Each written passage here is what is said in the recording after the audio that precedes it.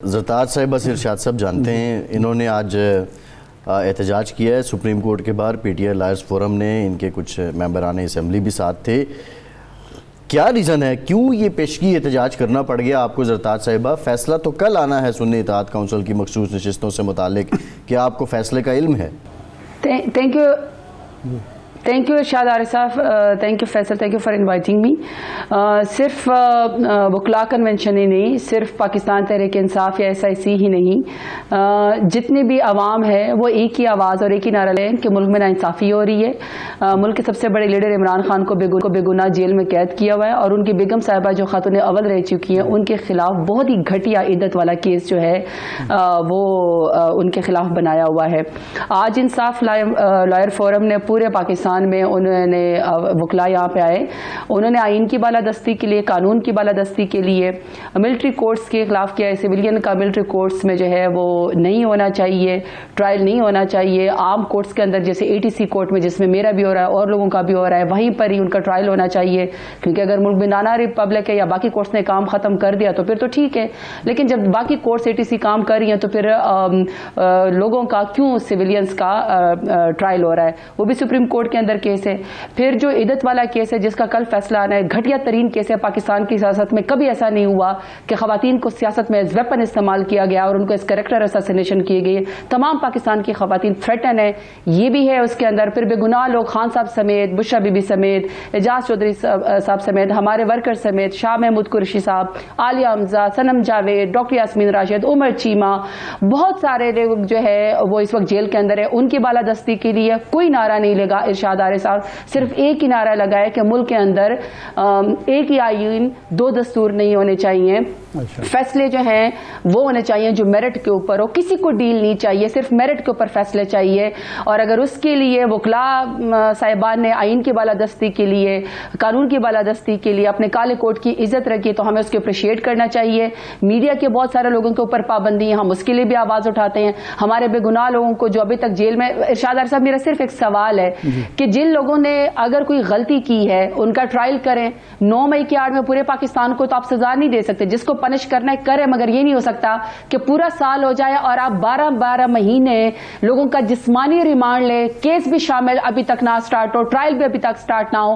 ایک کورٹ سے ضمانت خارج مل جائے تو دوسرے ڈسٹرکٹ کی جو ہے وہ پولیس آئی ہوئی، اور خواتین جو ڈاکٹر یاسمین راشد ہیں یا پھر عالیہ حمزہ ہے یا پھر صنم جاوید ہے، آپ ان کو 8 گھنٹے 9 گھنٹے اس گرمی کی شدت میں 50 سینٹی گریڈ پہ ذلیل و خوار کرنے کے لیے آپ وین کے اندر بٹھائے ہیں۔ یہ ارشاد عارف صاحب، اس کی قانون کی بالادستی کے لیے لوگ آواز اٹھا رہے ہیں، وکلاء بھی اٹھا رہے ہیں، پولیٹیکل پارٹیز بھی اٹھائیں گی، ہم ورکرز بھی اٹھائیں گے، اور انشاءاللہ یوم عاشورہ کے بعد اس میں اور آپ کو تیزی بھی نظر آئے گی، اور جو کہتے ہیں نا ایک جیسی وائس کلب آپ کو نظر آئے گا کہ پاکستان میں مزید بنانا ریپبلک نہیں ہو سکتا، لوگوں کی ابڈکشن نہیں ہو سکتی، بغیر ٹرائل کے لوگوں کو آپ 12 مہینے جسمانی ریمانڈ یا سزا نہیں دے سکتے۔ آپ کی پارٹی کا معاملہ یہ ہے کہ مختلف لوگ ہیں، باندھ کی بولیاں ہیں۔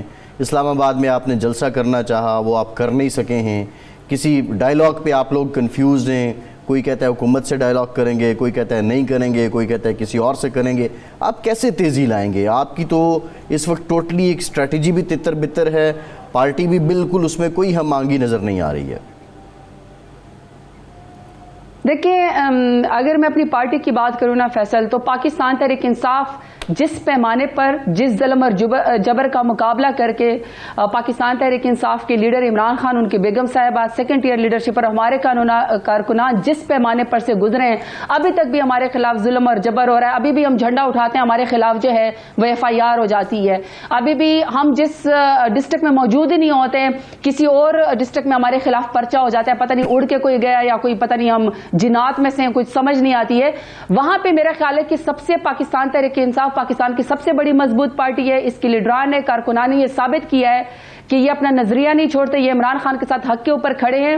جہاں تک آپ نے یہ بات کی کہ ڈیفرنٹ پولیٹیکل کے پارٹیز میں ڈیفرنٹ بولیاں ہیں، لوگ ہیں، دیکھیں فیصل، ایک بات کو تو آپ کو سمجھنے کی ضرورت ہے کہ کیا وجہ ہے عمران خان کا نظریہ کیوں نہیں دبایا جا سکتا ہے سزا کے باوجود، جبر کے باوجود، کہ لوگ جو اس وقت حکومت کے اندر ہے اس کے اندر لوگ نہیں جانا چاہ رہے.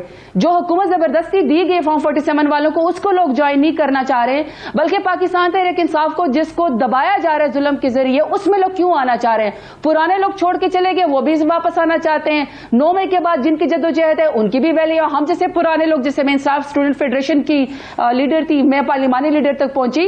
میرے خیال میں کہ اتنی بڑی پولیٹیکل پارٹی کی اس میں ذرا سی بھی آواز جاتی ہے, کیونکہ سائنش اور centre of interest Imran Khan ہے. ملک کی سیاست عمران خان کے بغیر نہ مکمل ہے.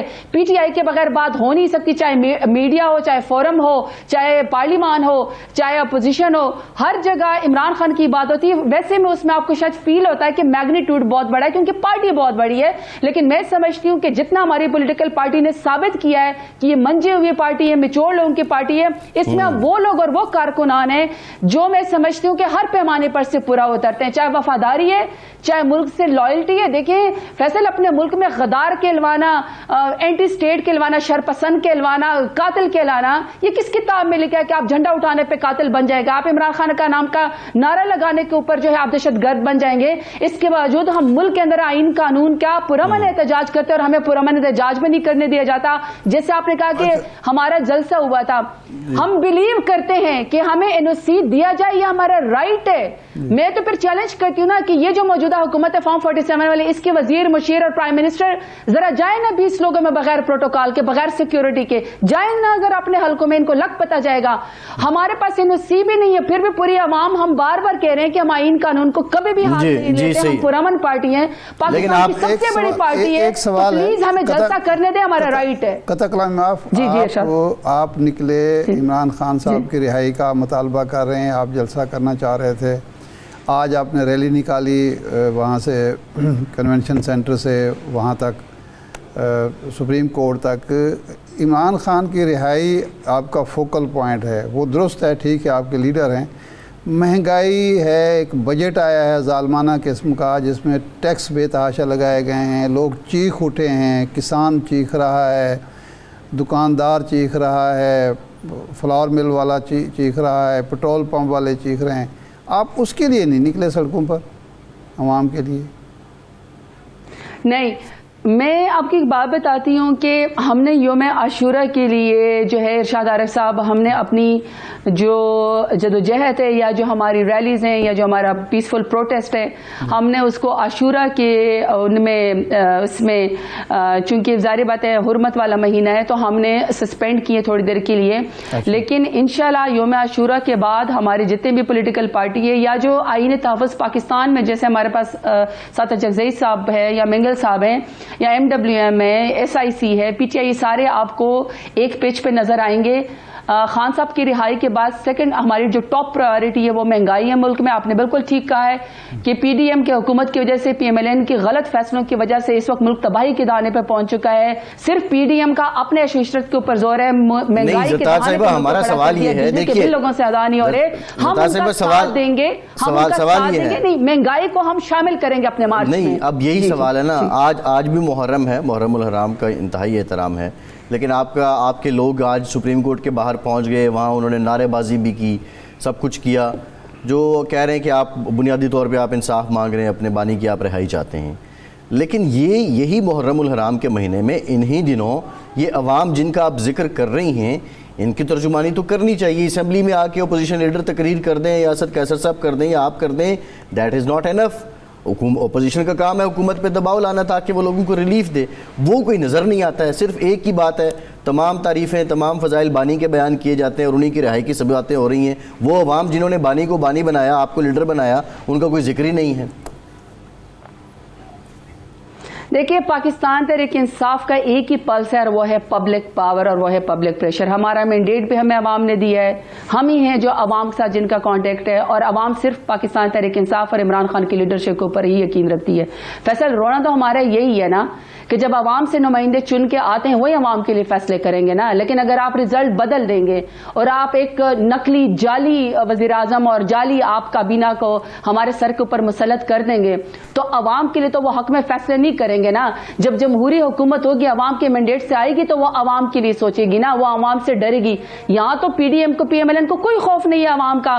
زمینداروں کے اوپر جو ہے وہ لاٹھی چارج کر دیا جاتا ہے. گندم جو ہے جب اس کا بحران آتا ہے زمیندار سے جو ہے وہ گندم نہیں خریدی جاتی ہے. فلور مل کا آپ نے بالکل چیکا ہے, اب دوبارہ سے بہت زیادہ بحران آ رہا ہے. بجلی کے بل لوگوں سے برداشت نہیں ہو رہے, اس قدر مہنگائی ہے. بلکہ میرا تو خیال ہے پی ایم ایل این کو ایک ہی طریقہ آتا ہے, اور وہ یہ کہ گلا دبا کے کسی طریقے سے بجلی کے بلوں میں عوام کے اوپر جو ہے وہ مزید بوجھ ڈالا جائے. باقی ان کو حکومت چلانے کا یا ایکسپورٹ اپنی بہتر کرنے کا یا مہنگائی کم کرنے کا ان کے پاس کوئی جو ہے وہ ویژن نہیں ہے, اور نہ ان کو ویسے پرواہ بھی نہیں ہے.